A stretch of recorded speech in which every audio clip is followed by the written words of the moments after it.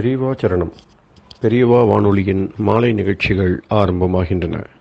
இன்றைய எமது நிகழ்ச்சிகள் நித்திய குரு பாதுகா பூஜா, ஸ்ரீ ரா கணபதி அவர்கள் எழுதிய புத்தகத்தின் ஒளிவடிவம், ஆன்மீக உரை, மகா பெரியவா மகிமை, உபன்யாசம். பெரியவா சரணம். பெரியவா சரணம். அடுத்த நிகழ்ச்சி நித்திய குரு பாதுகா பூஜை. शुक्लां भरदरं विष्णुं शशिवर्णं चतुर्भुजं प्रसन्नवदनं ध्यायेत् सर्वविघ्नोपशान्तये। ममोपात्त समस्त दुरितक्षयद्वारा श्री परमेश्वर प्रीत्यर्थं गुरुप्रसाद सिद्ध्यर्थं गुरुप्रीत्यर्थं गुरुपादपूजाम् अद्य करिष्ये। गुरुर्ब्रह्मा गुरुर्विष्णुर्गुरुर्देवो महेश्वरः गुरुः साक्षात् परब्रह्म तस्मै श्रीगुरवे नमः। अपार करुणासिन्धुं ज्ञानदं शान्तरूपिणं श्रीचन्द्रशेखरगुरुं प्रणमामि मुदान्वहम्। सदाशिवसमारम्भां शङ्कराचार्यमध्यमाम् अस्मदाचार्यपर्यन्तां वन्दे गुरुपरम्पराम्. எல்லோரும் குருவை பெரிவாளை தியானம் பண்ணிண்டு அர்ச்சனை பண்ணுவோம். அஷ்டோத்திரம். பெரியவா அஷ்டோத்திரம் பல அஷ்டோத்திரங்கள் இருக்கு. அதுல எளிமையா சுலபமா எது இருக்கோ அதை நான் இப்ப சொல்றேன். எல்லோரும் இதை கேட்டுண்டே திருப்பி சொல்ல முடிஞ்சுவா சொல்லி சொல்லி பெரிவாளுக்கு பாதத்துல ஒவ்வொரு புஷ்பத்தை அர்ச்சனை பண்ணலாம். ओम श्री कांची कामकोटि पीठाधीश्वराय नमः. श्रीमत् चंद्रशेखरेन्द्र सरस्वती गुरुभ्यो नमः. संन्यासाश्रम शिखराय नमः. काषाय दंडधारिणे नमः. सर्वपीठापहारिणे नमः. स्वामिनाथ गुरवे नमः. करुणासागराय नमः. जगदाकर्षण शक्तिमते नमः. सर्वचराचर हृदयस्थाय नमः. ओम भक्त परिपालक श्रेष्ठाय नमः. धर्म परिपालकाय नमः. श्री जयेन्द्र सरस्वत्याचार्याय नमः. श्री विजयेन्द्र सरस्वती पूजिताय नमः. शिवशक्ति स्वरूपाय नमः. भक्ताभीष्ट प्रदायकाय नमः. ब्रह्मण्य पोषकाय नमः. ब्रह्म विष्णु शिवैक्य स्वरूपाय नमः. कांची क्षेत्रवासाय नमः. कैलाश शिखरवासाय नमः. स्वधर्म परिपोषकाय नमः. चातुर्वर्ण संरक्षकाय नमः. लोकरक्षण संकल्पाय नमः. ओम ब्रह्मनिष्ठापराय नमः. सर्वपापहराय नमः. धर्मरक्षक संतुष्टाय नमः. भक्तार्पितधन स्वीकर्त्रे नमः. सर्वोपनिषत् सारज्ञाय नमः. सर्वशास्त्रगम्याय नमः. सर्वलोक पितामहाय नमः. भक्ताभीष्ट प्रदायकाय नमः. ब्रह्मण्य पोषकाय नमः. नानाविध पुष्पार्चितपताय नमः. रुद्राक्ष क्रीडधारिणे नमः. भस्मोद्दोलित विग्रहाय नमः. सर्वज्ञाय नमः. सर्वचराचर व्यापकाय नमः. अनेक शिष्य परिपालकाय नमः. मनश्चाञ्चल्य निवर्तकाय नमः. अभयहस्ताय नमः. भयापहाय नमः. यज्ञपुरुषाय नमः. यज्ञानुष्ठान रुचिप्रदाय नमः. यज्ञसम्पन्नाय नमः. यज्ञसहायकाय नमः. यज्ञफलदाय नमः. यज्ञप्रियाय नमः. उपमानरहिताय नमः. स्फटिक तुलसी रुद्राक्ष हारधारिणे नमः. चातुर्वर्ण समदृष्टये नमः. ऋग्यजुस्साम अथर्वणादि चतुर्वेद संरक्षकाय नमः. दक्षिणामूर्तिस्वरूपाय नमः जाग्रत् स्वप्न सुषुप्ति अवस्थातीताय नमः कोटिसूर्यतुल्यतेजोमय शरीराय नमः साधुसङ्गसंरक्षकाय नमः अश्वगज गोपूजा निर्वर्तकाय नमः गुरुपादुकपूजातुरन्तराय नमः कनकाभिषिक्ताय नमः स्वर्णबिल्वदलपूजिताय नमः सर्वजीवमोक्षदाय नमः मूकवाक्ताननिपुणाय नमः नेत्रदीक्षादानाय नमः द्वादशलिङ्गस्थापकाय नमः गानरसप्रियाय नमः ब्रह्मज्ञानोपदेशकाय नमः सकलकलासिद्धिताय नमः चातुर्वर्ण्यपूजिताय नमः अनेकभाषासम्भाषण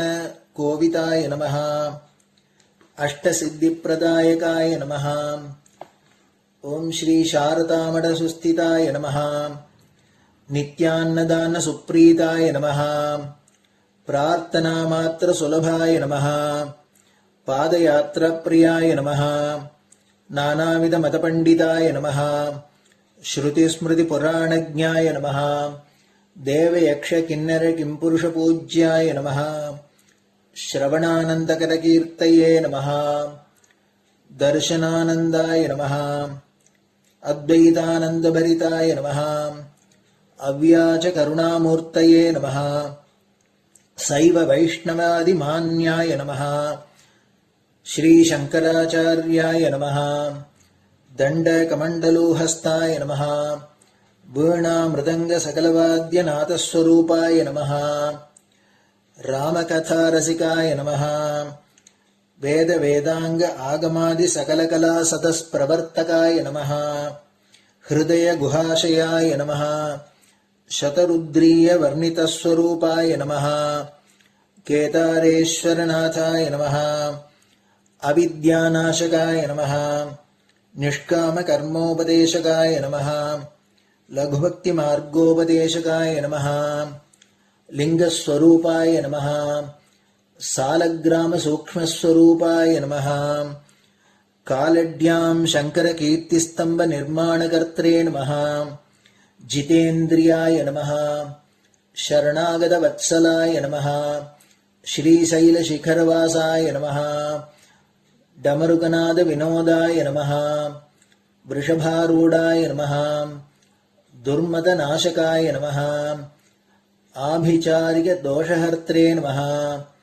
मिताहाराय नमः मृत्युविमोचकशक्त्याय नमः श्रीचक्रार्चनतत्पराय नमः दासानुग्रहकारकाय नमः अनुराधानक्षत्रजाताय नमः सर्वलोकख्यातशीलाय नमः वेङ्कटेश्वरचरणपद्मषट्पदाय नमः श्री महात्रिपुरसुन्दरी समेत श्री चन्द्रमौलीश्वर पूजाप्रियाय नमः श्रीमच्चन्द्रशेखरेन्द्र सरस्वती सद्गुरु परब्रह्मणे नमः गुरुभ्यो नमः परमगुरुभ्यो नमः परमेष्टिगुरुभ्यो नमः परात्परगुरुभ्यो नमः गुरुपरम्पराभ्यां नमः गुरुपादुकाभ्यां नमो नमः.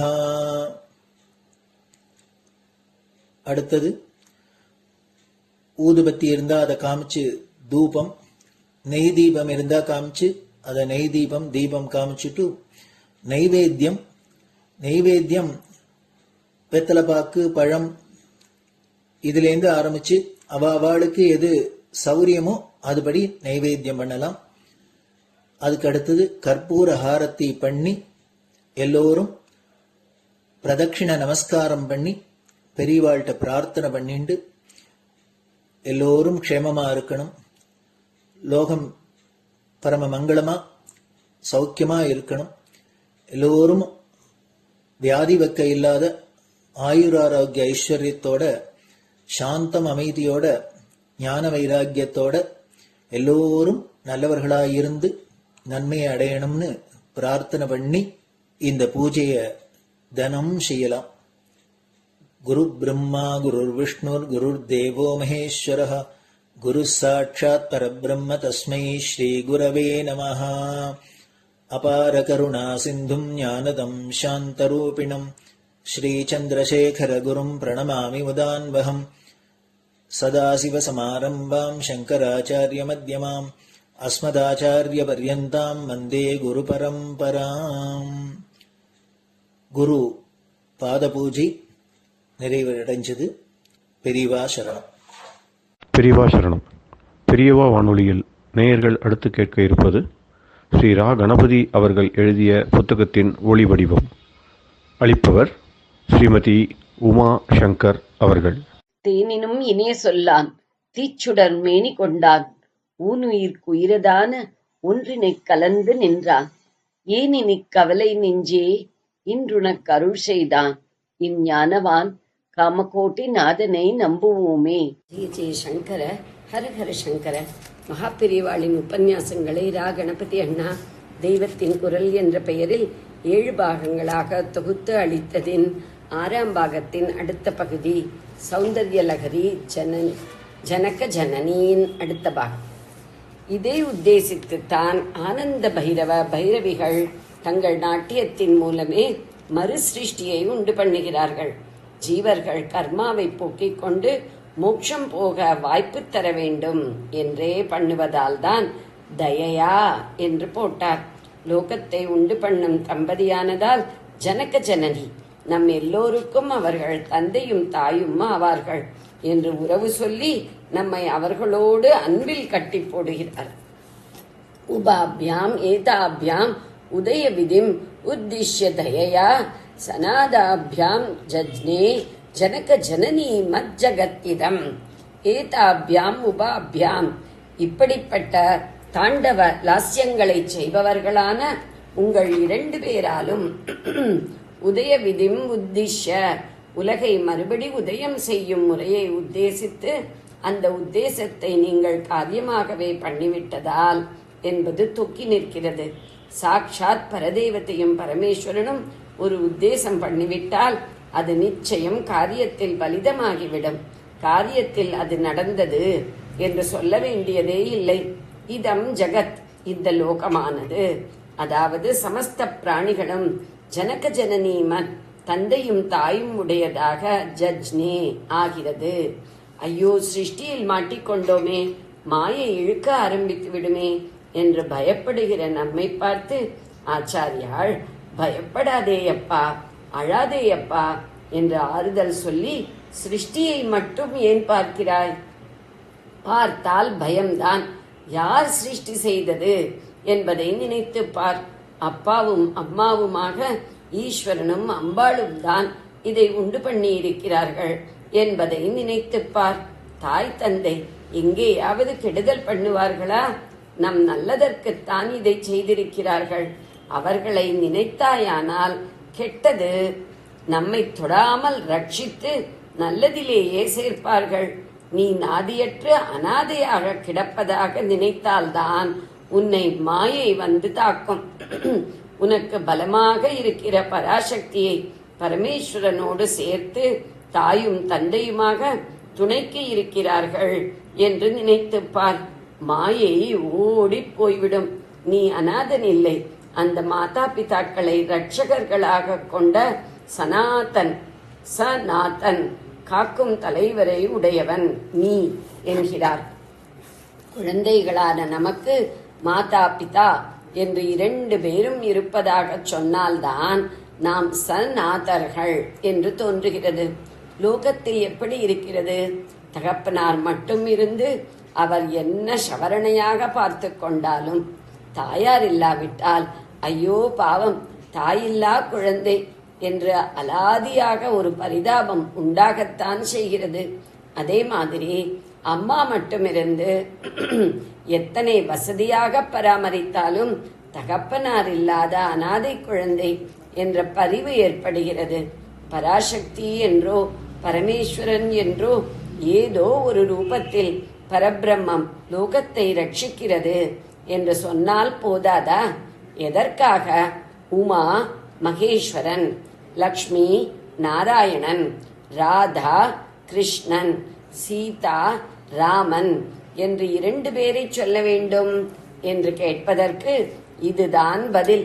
நாம் எல்லாரும் குழந்தையானதால் ஜனக ஜனனி 2 வேண்டும். ஜனகன் பிதா, ஜனனி மாதா.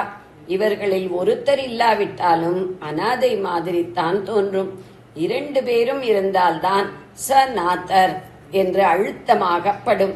ஸ்லோகத்தில் சனாதாபியாம் என்று வருகிறது. ஆனால் வேடிக்கை என்னவென்றால் அது அனாதைகள் ஆட்டமா, அனாதை போல இருக்கிற நம்மை குறித்து சொன்னதில்லை. நமக்கு நாதனும் நாதையுமாக உள்ள சுவாமியையும் அம்பாளையுமே குறித்து சொன்னது. அந்த 2 பேரையுமே பார்த்து உபாபியாம் ஏதாபியாம் சநாதாபியாம் என்கிறார். சனாதர்களாக இருக்கிற உங்கள் இருவராலும் என்று அர்த்தம். இப்படி சொன்னால் அம்பாளுக்கும் ஈஸ்வரனுக்கும் மேலே பிரபுஸ்தானத்தில் யாரோ இருந்து கொண்டு அவர்களுக்கும் ரட்சணம் தருகிறார் என்றல்லவா ஆகிறது. இது விசித்திரமாயிருக்கிறதே. நாம் எல்லாம் அனாதை இல்லை. நமக்கு நாதனாக ஈஸ்வரன் இருக்கிறான். அவனுக்குத்தான் நாதன் இல்லை. அவனை ரட்சிக்க என்று அவனுக்கு மேலே ஒரு பிரபு இல்லாததால், அதனால் அவன்தான் அனாதை என்று ஒரு பெரியவர் சொன்னார். இதை ஆச்சாரியால் மாற்றிவிட்டாரா? இல்லை. இவர்களுக்கு மேலே வேறு யாரோ இருந்து இவர்களை சனாதகர்களாக்கவில்லை. இவர்களுக்குள்ளேயேதான் பரஸ்பரம் ஒருத்தருக்கு மற்றவர் நாதராக இருக்கிறார்கள். சக்தியின்றி சிவனில்லை, சிவனின்றி சக்தி இல்லை. ஒரு பாவத்தில் அவள் சேஷம் அவன் சேஷி, இன்னொன்றில் அவன் சேஷம் அவள் சேஷி என்று முன்னே ஆச்சாரியாலே சொன்னார் அல்லவா. அப்படி அவர்களுடைய லீலா வினோதத்திலே இவள் அவனுக்கு மேலே இருந்து கொண்டு காலகூட விஷத்திலிருந்தும் மகா பிரளயாக்னியிலிருந்தும் அவனை ரட்சிக்கிறாள். தாக்ஷாயணி, பார்வதி முதலிய ரூபங்களில் இவள் அடங்கி ஒடுங்கி இருக்கிற போது அவன் கிரகத்தின் எஜமானாக இவளை ரட்சிக்கிறான். தத்துவ ரீதியிலும் சிவம் சக்திக்கு மேலாகவும் சக்தி சிவத்துக்கு மேலாகவும் இருந்து பரஸ்பரம் பரிபாலனம் பண்ணிக்கொள்வதை மந்திர சாஸ்திரங்களும் சிவாகமங்களும் திருமந்திரம் முதலியனவும் சொல்கின்றன. 2ம் பல உறவுகளில் பின்னி பிணைந்தவை. இருவர் அனுக்கிரகமாகவும் ஒரே பரமாத்மாவின் அனுக்கிரகத்தை நாம் பெற வேண்டும். இருவர் அனுக்கிரகமாகவும் ஒரே பரமாத்மாவின் அனுக்கிரகத்தை நாம் பெற வேண்டும். இதற்காகத்தான் ஜனக ஜனனியாக உபாசிப்பது. அப்போது கூட அவன் அனுகிரகித்தால்தான் அவள் அனுகிரகம் பண்ணுவாள். அவள் அனுகிரகம் இருந்தால்தான் அவன் அனுகிரகம் கிடைக்கும் என்று சொல்லி இருக்கிறது. சத்தன் அருள்தரீர் சக்தி அருளுண்டாம், சக்தி அருள்தரீர் சத்தன் அருளுண்டாம். திருமந்திரம் 333. சத்தன் சக்தியோடு கூடிய ஈசன், சக்தி சக்தி. பரமேஸ்வரனையே தாயுமானவர் என்று சொல்கிற போது கூட தாய் என்ற வார்த்தையை சொல்லி அதுவும் மானவர் என்பதாலேயே தாய் தந்தை என்ற 2ஆகவும் நினைப்பூட்டி இருக்கிறது. இவரேதான் தாயுமாகி இருக்கிறார் என்பதால் மலைக்கோட்டையில் அம்மன் சந்நிதி இல்லாமல் இருக்கிறதா என்ன? அங்கேயும் பரமசாநித்தியத்தோடு ஸ்ரீசக்கராகாரமான சந்நிதியில் சுகந்த குந்தளாம்பிகையாக ஒரு தனி அம்பாள் இருக்கத்தான் செய்கிறாள். அங்கே ஆனந்தலகரி ஸ்லோகங்கள் பொறித்திருப்பதை முன்பே சொன்னேன். நாம் கடைத்தேறும் பொருட்டே அம்மையும் அப்பனுமாகி வந்து இம்மையும் மறுமையும் தரும் ஜனக ஜனனிகளை பற்றி சொல்வதோடு ஆனந்தலகரி பாகம் பூர்த்தியாகிறது. இந்த ஜகத் ஏதோ அறிவு கெட்டு குட்டிச்சுவராக போவதற்கு ஏற்பட்டதில்லை. இது ஜனக ஜனனி மத்தாகும். அதாவது சாட்சாத் பரமேஸ்வரனையும் பராசக்தியையும் நம்மை கட்டி காக்கிற பெற்றோராக கொண்டதாக்கும் என்று ஆச்சாரியால் தைரியம் கொடுக்கிறார், பெருமை கொடுக்கிறார், உற்சாகப்படுத்துகிறார். ஜனக ஜனனி மத் என்றால் தாய் தந்தையை பெற்றிருக்கும்படியான தன்மை என்று அர்த்தம். குழந்தைகளுக்கு வேண்டிய பெரிய உறவு அதுதான். அது லோகத்து ஜனங்கள் அத்தனை பேருக்கும் இருக்கிறது என்று பெரிய அபயவாக்கு சொல்கிறார். நடுநடுவே ஸ்ரீயந்திரம், மந்திரபீஜம், குண்டலினி முதலிய விஷயங்களை சொன்னாலும் இந்த பாகத்தையும் பூர்த்தி பண்ணும்போது எல்லாவற்றுக்கும் மூலாதாரமாக நம்முடைய மூலாதார சக்கரத்தில் பிரியமாக கிட்டே போனால் பக்தி பண்ணும்படி பரம சுலபமாக ஒரு அப்பா அம்மா இருப்பதை காட்டி நம்மை அவர்களுடைய ரட்சையிலேயே இருக்கிற குழந்தைகளின் நிர்விசாரமான நிலையில் வைத்து ஆசீர்வாதம் பண்ணியிருக்கிறார். ஆனந்த லகரி இப்படி தன் தாய் தந்தைகளை கண்டுபிடித்துவிட்ட குழந்தையின் நிர்மலமான ஆனந்தத்தோடு பூர்த்தியாகிறது. தவாதாரே மூலே சக சமயயா லாஸ்யபரையா நவாத்மானமன்யே நவரச மகா தாண்டவ நடம் உபாபியா மேதாபியா முதய விவி சுதிஷ்யதயா சநாதாபியாம் ஜஜ்ஞே ஜனக ஜனனோமத் ஜகதிதம். ஜெய ஜெய சங்கர, ஹர ஹர சங்கர. பெரியவா சரணம். இந்நிகழ்ச்சியின் அடுத்த பகுதி நாளை மாலை இதே நேரத்தில் ஒளிபரப்பாகும். பெரியவா சரணம். பெரியவா சரணம். பெரியவா வானொலியில் நேயர்கள் அடுத்து கேட்க இருப்பது திரு கவிக்கண்ணன் அவர்களின் ஆன்மீக உரை. பெரியவா சரணம். ராம் ராம். ஸ்ரீ குருப்யோ நம. ஜெய ஜெய சங்கர, ஹர ஹர சங்கர. பெரியவா வானொலி நேயர்கள் அனைவருக்கும், மகா பெரியவாவுடைய பக்தர்கள் அனைவருக்கும் அடியேன் கவிக்கண்ணனின் அன்பு கலந்த நல்வாழ்த்துக்கள். ராம் ராம். ஜெய ஜெய சங்கர, ஹர ஹர சங்கர. ஸ்ரீ குருப்யோ நம. இன்றைய குருவருளும் திருவருளும் 50வது பகுதியில் ஸ்ரீ ரமண மகரிஷியை பற்றியும் காஞ்சி மாமுனிவர் மகா பெரியவா அவரை பற்றியும் சில நிகழ்வுகளை நான் உங்களோட பகிர்ந்துக்கிறேன். ஸ்ரீ ரமணர் வெங்கட்ராமன் அப்படிங்கிற பேரில் அழகம்மைக்கும் சுந்தரமையருக்கும் மதுரையில் வந்தார். சிறு வயதிலேயே அவருக்கு எதிலையுமே நாட்டம் இல்லாமல் ஒரு விரக்தியிலேயே அவர் மனம் போய்கொண்டிருந்தது. ஒருவர் அவருடைய வீட்டுக்கு விருந்தாளியாக வருகிறவர் பார்த்து எங்கிருந்து வருகிறவர்கள் கேட்கும்போது அருணாச்சலம் என்று அவர் சொல்கிறார். அந்த அருணாச்சலம் என்று கேட்ட உடனேயே இவருக்கு ஒரு பரவச நிலை ஏற்பட்டு அருணாச்சலத்தை திருவண்ணாமலையுடன் இணைத்து திருவண்ணாமலைக்கு போக வேண்டும் என்ற எண்ணம் வருகிறது. அதற்கு முன்பே ஒரு நாள் யாரோ ஒருவர் இறந்துவிட அவருடைய சடலத்தை எடுத்துக்கொண்டு போகிறார்கள். அதை பார்த்தவுடன் தனக்கும் ஒரு நாள் போதிசத்துவருக்கு வந்த மாதிரி தனக்கும் ஒரு நாள் நிலைமை வருமே என்று அதை அனுபவித்து பார்க்க வேண்டும் என்பதற்காக மரண அவஸ்தையை தானே அனுபவித்து பார்க்கிறார் தனி அறையிலே. பிறகு ஒரு நாள்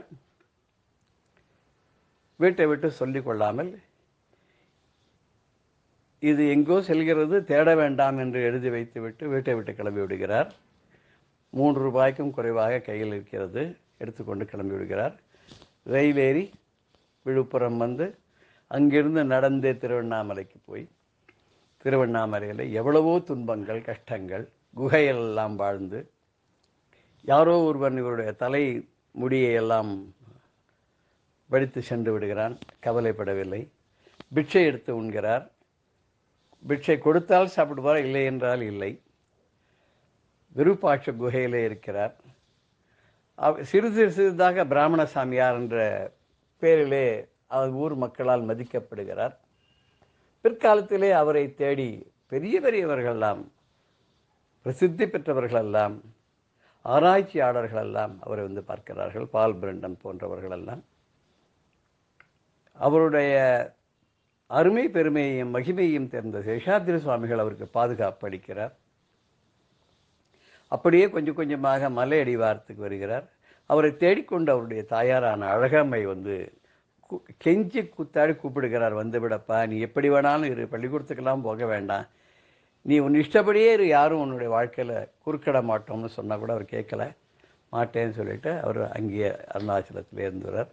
அவரே பிற்காலத்தில் ரமண மகரிஷியாக எல்லோராலும் போற்றப்படுகிறார்.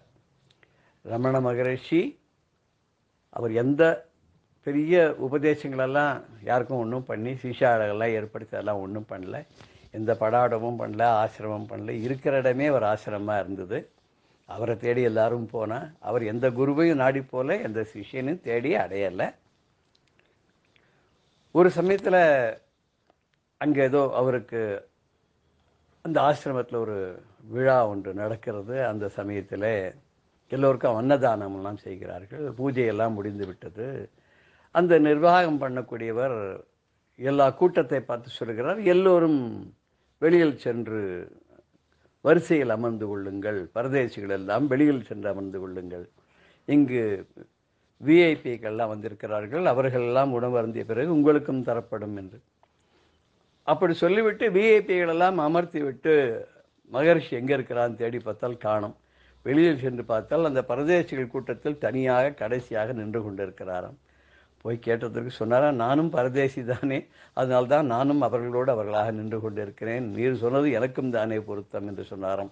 அப்படி தன்னை மற்றவர்களோடு பாவித்து வாழ்ந்தவர், தன்னை வெளி காட்டிக்கொள்ளாமல் இருந்தவர், தன்னை பெரிய சுவாமிஜியாகலாம் பிரகடனம் ஒன்றுமில்லாதவரெல்லாம் இன்றைக்கி ஓஹோகன் பிரகடனப்படுத்திக்கிறா இல்லாத இவர் பெரிய ஆத்ம ஞானி. தானே தன்னை உணர்ந்து தன்னை அறிந்து ஒரு ஜீவன் முக்தராக வாழ்ந்து காட்டியவர். அவர் இயற்றியுள்ள பல ஸ்துதிகளில் உள்ளது 40 ரொம்ப விசேஷமானது. சத்தர்சனம் என்று சம்ஸ்கிருதத்திலும் எழுதியிருக்கிறார். பள்ளிப்படிப்பே முடிக்காதவர் எப்படி இவ்வளவு பாண்டித்யத்தோடு செய்திருக்கார் என்று பார்க்கும்போது ரொம்ப அதிசயமாக இருக்கும். பிறவியிலே ஞானி, பிறவியிலேயே ஒரு கவி. அவர் எழுதியிருக்கக்கூடிய அருணாச்சல அக்ஷரமணமாக ரொம்ப விசேஷமானது. முன்பு எல்லோரும் அவருடைய பக்தர்களுடன் சேர்ந்து அருணாச்சல கிரி பிரதட்சணம் செய்யும்போது திருவாதூரா எழுதியிருக்கக்கூடிய சிவ புராணத்தை தான் அவள் சொல்லிண்டு கிரிவலம் வருவாள். ஒரு பக்தரை கேட்கும்போது நீங்கள் அருணாச்சலத்து மேலே நீங்கள் ஏன் எழுதக்கூடாது அப்படின்னு கேட்டபோது இவர் உடனே அருணாச்சல சிவ அருணாச்சல சிவ அருணாச்சல சிவ அருணாச்சல அருணாச்சல சிவ அருணாச்சல சிவ அருணாச்சல சிவ அருணாச்சல அப்படிங்கிற மிட்டில் அருணாச்சலமென அகமே நினைப்பவர் அகத்தை வெறுப்பாய் அருணாச்சல அழகு சுந்தரம் போல் அகமும் நீயும் அபின்னமாய் இருப்போம் அருணாச்சலா என்று தொடங்கி பாடல்களை எழுதி முடிக்கிறார். இதை தான் பிறகு எல்லாம் சொல்லிக்கொண்டு கிரிவலம் வந்தார்கள்னு சொல்வார்கள். இதில் அருணாச்சலங்கிற அந்த மந்திரத்தை யார் சிந்திக்கிறாளோ அவளுடைய அகந்தையை முழுக்க அழித்து ஞானத்தை தரக்கூடிய அருணாச்சலா. எப்படி அழகு சுந்தரம் 2 சொற்களாக இருந்தாலும் அர்த்தம் ஒன்றே போல இந்த சமஷ்டி வியக்தி என்று இருந்தாலும் இந்த உபாதி நோக்கால தனித்தனியாக தெரியுது. நீ அருணாச்சலம்ங்கிறவனும் அப்படி நீயும் ரமணன்கக்கூடிய நானும் உள்ளுணர்வால் ஒன்றே தான் என்ற உணவை ஏற்படுத்துவாயாகன்னு ஆரம்பித்து இப்படி நிறைய அவர் பாடியிருக்கார். கடைசியில் அவர் எல்லாருக்கும் சொன்னது ஒன்று தான். யாராவது போய் கஷ்டப்படுறேன் அப்படின்னு சொன்னால் யார் கஷ்டப்படுறா அப்படின்னு கேட்பாராம். யார் கஷ்டப்படுறா? நான் கஷ்டப்படுறேன். நான் யார்? நீ என்ன கையா காலா உடம்பா? நீ கை கால் இல்லை, கண்ணு தெரியல, காது கேட்கலன்னா கூட இருக்கியே அப்படின்னு சொல்லுவாரான். நீ அந்த நான் யாரு அப்படிங்கிறத நீ யோசனை பண்ணிப்பாரு. யோசனை பண்ணி ஆராய்ச்சி பண்ணி அந்த நான் யாருன்றதை நீ தெரிஞ்சுன்னுட்டேன்னாக்கா உன் கஷ்டமெல்லாம் விடிஞ்சு போயிடும் அப்படின்னு சொல்கிறார். ஒருத்தர் போய் ஒரு நாஸ்திகர் கூட கேட்டாராம், சுவாமி கடவுள் இல்லை அப்படின்னாராம். சரி இல்லாட்டா போட்டோம், இப்போ என்ன அதை பற்றி இல்லாததை பற்றி நம்ம ஏன் விசாரம் பண்ணணும் அப்படின்னாராம். அப்போ சார் இல்லை நான் கடவுள் இல்லைங்கிற கொள்கையை வச்சுருக்கேன், நீங்கள் அதை ஒத்துக்கிறாளா இல்லையான்னு. சரி அது ஒத்துக்கல அதை விட்டுவிடு, நீ இருக்கியா இல்லையா அப்படின்னு கேட்டாராம். ஆமாம் நான் இருக்கேன் அப்படின்னா. இப்போ நீ இப்போ இருக்கேன்னு உன்னை ஒத்துக்கிறியோனோ, நீ இருக்கேங்கிறத ஒத்துக்கிறியோ இல்லையோ, உன்னை யாராவது சொல்லி தான் தெரியுமா, சொல்லாதே தெரியுமா? நீ இருட்டில் உட்காண்டிருந்தா கூட யாரும் உன்னை ஒருத்தரும் சொல்ல வேண்டாம் இல்லையா? நீ இருக்கேங்கிறது உனக்கே தெரியுது இல்லையா? பக்கத்தில் இருக்க வாழ்க்கைனா வெளிச்சம் போட்டு காமிக்கணும். ஆனால் உன்னை காமிக்கிறதுக்கு வெளிச்சம்லாம் வேண்டாம் இல்லையா? உன்னோடுள்ளேயே ஒரு வெளிச்சம் இருக்கு இல்லையா? நீ இருக்கேங்கிறது உனக்கு புரியுற போது இல்லைங்கிறது எப்படி? எதுவுமே இல்லைங்கிறவன் தான் நாஸ்திகன். நீ இருக்கேங்கிற ஒத்துக்கிறியே, நீ ஆஸ்திகன் தான் அப்படின்னு சொன்னாராம். இப்படி மக்களுக்கு அவர் சொன்ன ஒரே உபதேசம் என்னென்னா, தன்னை தான் உணர்தல், தன்னை தான் அறிதல். இப்படிப்பட்ட ஒரு மகானாக வாழ்ந்தவர். அவர் இன்னும் பெரிய மற்றவாள்லாம் மாதிரி ஏதோ சித்திகள்லாம் பண்ணி வித்தைகள்லாம் காமிச்சு அதெல்லாம் எதுவுமே பண்ணலை. ஒரே போதனை தான், நான் யார். இந்த நான் யார் அப்படிங்கிறத ஆராய்ந்து உணர்ந்து நானும் அந்த பரபிரமும் ஒன்றுதாங்கிறத புரிஞ்சுன்னுட்டா, அந்த அத்வைத்தத்தை உணர்ந்தாலே ஏகமேவ அத்விதீயம் அகம் பிரம்மாஸ்மி அப்படிங்கிற தத்துவத்தை ரொம்ப எளிமையாக விளக்கினவர் ஸ்ரீ ரமண மகரிஷி, ரமண பகவான் அப்படின்னு கூட சொல்லுவாள். இதை பற்றி நிறைய புஸ்தகங்கள்லாம் நீங்கள் ரமண ஆசிரமத்திலேருந்து வாங்கி அவருடைய இதெல்லாம் படிக்கலாம். அவர் எழுதியிருக்கக்கூடிய பல கிரந்தங்களுக்கு அதை ரொம்ப பண்டிதர்களாக இருக்கக்கூடியவா அதிலேயே ஊறி போனவா வியாக்கியானமாக சொன்னால் தான் நமக்கு புரியும். அந்த காலத்திலேயே நம்ம மகாபெரிவாள் இருந்திருக்காங்கிறது பெரிய விசேஷமான ஒரு சமாச்சாரம். நம்ம மகாபெரிவாளும் கான்வெண்ட்டில் படித்தவர், 13வது வயசுலேயே பீட்டாதிபத்தியம் ஏற்றுண்டவர். அவர் பள்ளிக்கூடத்தில் படிக்கும்போது பைபிளை முற்றும் கற்று உணர்ந்திருக்கார். வடநாடு வரைக்கும் நடந்தே பயணம் பண்ணியிருக்கார். மடத்துக்கு பணம் சேர்க்கணுங்கிற எண்ணமே கொஞ்சம் கூட இல்லாத காமாட்சி பார்த்துப்பான் இருந்துவா. வித்வான்களெல்லாம் கௌரவம் பண்ணார். தனக்கு குரு கிடையாது. ஏன்னா முன்னாடி இந்த ஆச்சாரியர் அடிக்கடி ஒரு போய் பார்த்துட்டு இருப்பார். இவரை தான் மனசில் வச்சுட்டு இருந்தாரே தவிர அவருடைய உபதேசம் இவருக்கு கிடைக்கல. இவருக்கு முன்னாடி இருந்த குருவும் இவருடைய பெரியம்மாவுடைய மகனாக இருந்தாலும் ஒரு அவசரத்துக்கு 8 நாளைக்கு அவர் குருவாக இருந்தார். அவரும் உடல்நலம் குறைவினால சித்தியாயிட்டார். இப்போ தனக்கு குரு முன்னாடி இருக்க வேண்டிய குரு, அதுக்கு முன்னாடி இந்த குரு யாருடைய உபதேசமும் இல்லாதே சுயமாகவே குருவாக வந்தவர். அப்பேற்பட்டவர் தானே எல்லாம் கற்றவர். எல்லா மதமும் சம்மதம் அப்படின்னு சொல்லக்கூடிய அளவுக்கு எல்லாரையும் அப்படியே தன்னோட அணைச்சு கொண்டு போனவர். அவர் கிறிஸ்தவர்கள் சொல்லியோ இஸ்லாமியர்கள் சொல்லியோ பாகுபாடு எதுவும் பார்க்காதவர். ஏழை எளியவர் என்ற பாகுபாடும் கிடையாது. ஜாதி மத பேதம் இல்லாத, என்ன தொழில் பண்ணுறாங்கிறது இல்லாத எல்லாருக்கும் அருள் பண்ணவர். ஒரு பிச்சைக்காரன் கூட மதித்தவர். ஒருத்தர் போலியாக காலம் மடக்கின்னு நொண்டி மாதிரி பிச்சை எடுத்துட்டு இருந்தவருக்கு கூட எல்லாரையும் கூப்பிட்டு அவருக்கு எல்லாம் நிறைய அள்ளி கொடுங்கன்னு கொடுத்து அப்புறம் அவரை கூப்பிட்டு, உனக்கு நிறைய பணம் இன்றைக்கி வந்துடுது இல்லையா, இதை வச்சுன்னு ஒரு மாதத்துக்கு ஓட்டலாம், இல்லை நீ ஏதாவது வியாபாரம் தொழில் பண்ணலாம் இல்லையா, இனிமேல் காலை நீட்டிட்டு நீ இந்த வேஷம் போட வேண்டாம்னு சொல்லி அவரை திருத்தினார் அப்படின்னு சொல்லுவாள். ஒரு சமயம் காமாட்சி அம்மன் கோவிலுக்கு வரும்போது வழியில் எங்கேயோ தடங்களாகி லேட் ஆகிடுது. அந்த சமயத்தில் காமாட்சி அம்மன் கோவிலுக்கு அம்பாள் ஊர்வலமாக வந்துட்டு இருக்க போது முன்னாடி கொண்டு போகிற யானை திடீர்னு அங்கேயே வழியில் படுத்துட்டு மக்கர் பண்ண ஆரம்பிச்சு. அது மக்கர் பண்ணுறது எழுப்ப என்ன பண்ணாலும் பண்ண முடியல.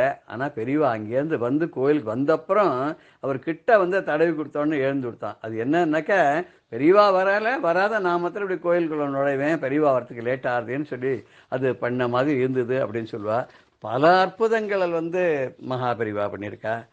மகாபெரிவா 94 வயசுலையும் சத்தாரா வரைக்கும் மகாராஷ்டிரா வரைக்கும் நடந்தே போயிட்டு வந்தவா. ஸ்ரீரங்கம் பெரிய கோபுரம் கட்டி முடிக்கிறதுக்கு துணையாய் நின்றவர், உந்துகோலாக இருந்தவர் அவர் தான். இன்றும் கண்கண்ட தெய்வமாக அவர் ஸ்ரீமடத்தில் அதிஷ்டானத்திலையும் இருந்து கொண்டு மணிமண்டபத்தின் விக்கிரக ரூபமாக இருந்து கொண்டு நமக்கு எல்லாருக்கும் அருள் பண்ணின்னு இருக்கார். அவர் பிறந்தது வைகாசி மாத அனுஷம், தன்னை மறைத்து கொண்டது மார்கழி மாத அனுஷம். 100 வருஷம் கர்ப்பாத்து சதம், 100 வருஷம் கர்ப்பத்திலேருந்து 100 வருஷத்துக்கு 4 அனுஷம் கம்மியாக இருந்தது. இதை பற்றி கூட நான் ஒரு நிகழ்வில் நான் சொல்லியிருக்கேன். இதை பற்றி ஒரு அம்மா தன்னுடைய கணவரை ஒரு கூடையில் வச்சுட்டு ஊராக தரிசனத்துக்கெல்லாம் கூட்டின்னு போகும்போது ஒரு சமயம் பெரியவாளை பார்க்க வந்தபோது பெரியவா சொன்னாலாம், நீ எனக்கு ஏதாவது சொல்லு, அப்போ தான் பிரசாதம் தருவேன்னு.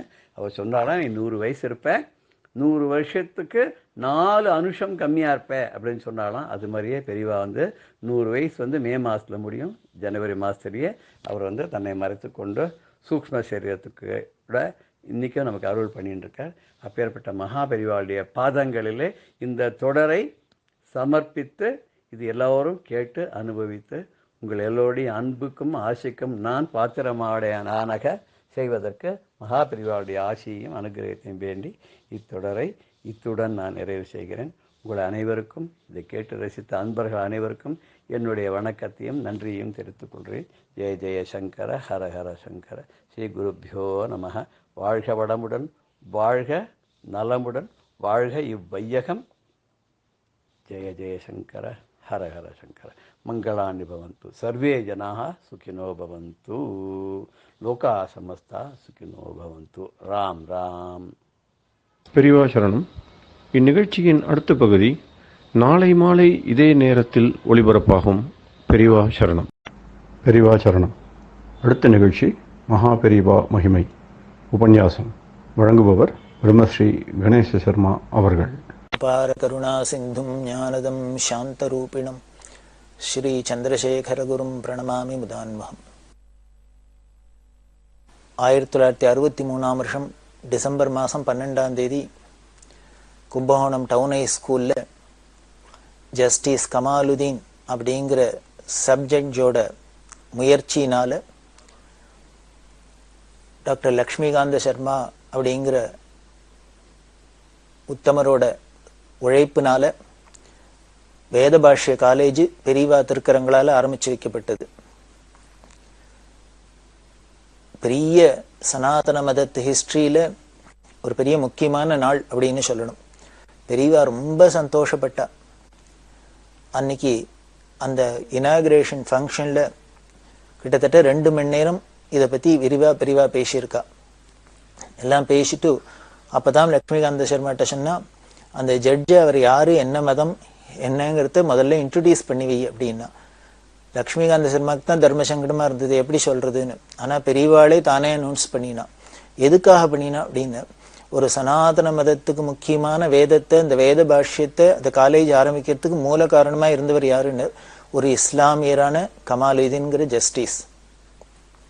இதை எதை காமிக்கிறது அப்படின்னா, நாமெல்லாம் மத நல்லிணக்கம் அப்படின்லாம் ஏதோ வாயால சொல்லிட்டு புரளி பண்ணிட்டு இருக்கோம். இதோ ஒரு 50 வருஷத்துக்கு முன்னால கூட எப்படி எல்லாம் எல்லாரும் ஒத்துமையா இருந்திருக்கா, நல்லிணக்கத்தோட இருந்திருக்கா அப்படின்னு தெரியுது. அந்த ஜஸ்டிஸ் கமாலுதீனுக்கு பெரியவாள்கிட்ட அப்படி ஒரு பக்தி. அவரோட நேர்மைக்கு என்ன ஒரு ரெகக்னேஷன் அப்படின்னா, பெரியவாள்கிட்ட அவ்வளவு பிரியம் வச்சிருந்ததுதான், அவ்வளவு பிரியம் வச்சிருந்தது. பாருங்கோ, அவருக்கு ஒரு கண்ட்ரோல்ல இவ்வளவுலாம் சேரிட்டிஸ் இருக்கணும்னா அதெல்லாம் பார்த்துட்டு அந்த சேரிட்டிஸ் ஆரம்பிச்சவாளோட நோக்கத்துக்கு விரோதமா நாம நடந்துக்க கூடாது, நடந்துட்டா அது பெரிய பாபம் தோஷம் அப்படிலாம் அவர் மனசுல தீர்மானம் பண்ணிட்டு லக்ஷ்மிகாந்த சர்மா போல முதலான உத்தமர்கள்லாம் கூப்பிட்டு அதுக்கு சகாயம் பண்ண சொல்லி அந்தந்த ட்ரஸ்டோட நோக்கத்துக்கு மூல நோக்கத்துப்படியே அது நடக்கணும் அப்படின்லாம் அவர் முயற்சி பண்ணியிருக்கார். அப்படின்னா என்ன ஒரு நேர்மை இருந்திருக்கணும், என்ன ஒரு அவற்றை தர்ம நியாயத்துக்கு கட்டுப்பட்டவரா இருப்பார் அப்படின்னு பாக்குறோம். அதனாலதான் பெரியவாளுக்கு அவற்றை அவ்வளவு பிரியம். அதுக்கு மேல இப்படி ஏதோ வேதத்துக்கு பண்ண இந்து மதத்துக்கு பண்ணான்னா கூட அவர் தன்னோட மதத்தோட ஆச்சார அனுஷ்டானத்தை விட்டுள்ள. அதுக்காக தான் குறிப்பா சொன்னது லக்ஷ்மிகாந்த சர்மா. அவர் ஒவ்வொரு தடவும் வந்திருக்காரு, பார்த்திருக்கேன், ஆனா பெரியவாளுக்கு நமஸ்காரமே பண்ணலையே அப்படின்னு சொல்றதே பெரியவா அதைத்தான் ரொம்ப ஹைலைட் பண்ணி சொல்றா. அவர் மதத்து சம்பிரதாயப்படி வேற யாருக்கும் நமஸ்காரம் பண்ணக்கூடாது, அதனால அவர் நமஸ்காரம் பண்ணல. அப்படி அவர் பண்ணாதனால்தான் எனக்கு அவருக்கு பிரியம், அவர்கிட்ட எனக்கு பிரியம், நான் அவருக்கு தரிசனம் கொடுத்தேனே வழி அவர் தன்னோட சம்பிரதாயத்தை மீறி தன்னோட மதானுஷ்டானத்தை மீறி எனக்கு நமஸ்காரம் பண்ணியிருந்தாருன்னா எனக்கு அவர்கிட்ட பிரியம் இருக்காது அப்படின்னே சொல்றா பெரியவா. இதுல இருந்தே தெரியுது ஜெகதாச்சாரியன் ஜெகத்குரு அப்படிங்கிறதுனால உலகத்துல உள்ள அத்தனை பேருக்கும் குரு அப்படின்னா என்னென்ன, அவாவாளுக்கு அவாவாளோட மதத்துல சம்பிரதாயத்துல என்னென்ன இருக்கோ அதை நாம நம்பிக்கையோட ஃபாலோ பண்ணணும். அப்படி பண்ணினோம்னாலே ஈஸ்வரனுக்கு தானே பிரீத்தி தான். நாம ஒன்னும் ஸ்பெஷலா அவரை சந்தோஷப்படுத்த வேற எதுவுமே பண்ண வேண்டாம் அப்படின்னு இதெல்லாம் நமக்கு காமிச்சு கொடுக்கறது. அதனாலதான் அவருக்கு நான் தரிசனம் கொடுத்தேன் அப்படின்னு சொல்றேன். அவர் பண்ணாதான் எனக்கு சந்தோஷமா இருந்தது அப்படின்னு. இதே போலதான் இன்னொரு சமயத்துல இங்க சென்னையில ஒரு பெசன்னர்ல ஒரு கோவில்ல கும்பாபிஷேகம் நடந்தது. அந்த கும்பாபிஷேக கமிட்டிக்காரெல்லாம் பெரியவாள்கிட்ட வந்து முன்னாலேயே சொல்லிட்டு அப்புறம் கும்பாபிஷேகம்லாம் ஆனப்புறம் பெரியவா அனுகிரகத்துல ஆயிடுத்துன்னு பிரசாதம்லாம் கொண்டு வந்தா. அப்போ எடுத்த போட்டோ எல்லாம் காமிச்சா அதுல இந்த கும்பாபிஷேக சந்தர்ப்பத்துல எடுத்தது. அதுல அந்த கும்பாபிஷேக சமயத்துல அன்னைக்கு ரொம்ப பிரமாதமா அந்த பிள்ளையாருக்கு பூ பந்தல் அதெல்லாம் போட்டு அலங்காரம் பண்ணி இந்த புஷ்ப அலங்காரம்லாம். இந்த போட்டோ பார்த்துட்டு பெரியவா ரொம்ப நன்னா இருக்கு அலங்காரம் அப்படின்னு சொன்னான். அப்போ உடனே அந்த கமிட்டிக்காரெல்லாம் சொன்னா, இந்த பூ அலங்காரம் நன்னா இருக்குது இருக்கட்டும், இதுக்கு உபயம் பண்ணினவர் பணம் கொடுத்தவர் கைங்கரியம் பண்ணவர் யாருன்னு கேட்டா அதை விட நன்னா இருக்கும்னு. யாருன்னு கேட்டா ஒரு லுங்கி தயாரிக்கிற கம்பெனி சேர்ந்த ஓனர், ஒரு பிரபலமான லுங்கி கம்பெனி, அதை சேர்ந்தவா கொடுத்தா அப்படின்னு. அவ இஸ்லாமியர் கொடுத்தா அப்படின்னு சொன்னான். பெரியவாளுக்கு ரொம்ப சந்தோஷம். அப்படியா, அவர் கோவில்ல கும்பாபிஷேகத்துக்கு இந்த புஷ்பாலங்காரத்துக்கு அவர் கைங்கரியம் பண்ணாரா? ஆமா, அவருக்கு இந்த மாதிரி வித்தியாசம்லாம் கிடையாது, எல்லாத்தையும் ரொம்ப பிரியமா இருப்பார், எல்லாத்துக்கும் தர்மம் பண்ணுவார் அப்படின்னு சொன்னோம். நீ பெரியவா சொன்னா, அவர் என்னை வந்து பாப்பரான்னு கேளு, முடிஞ்சா என்னை வந்து பார்க்க சொல்லு அப்படின்னு. இவா போய் அவர்கிட்ட சொன்னா அவருக்கு ரொம்ப ஆச்சரியமா போயிடுது. எல்லாரும் பெரியவாளை பார்க்கணும் தேடின்னு பொறுத்து பெரியவா ஒருத்தரை பார்க்கணும்னு ஆசைப்பட்டு அவர் உடனே வந்தார்.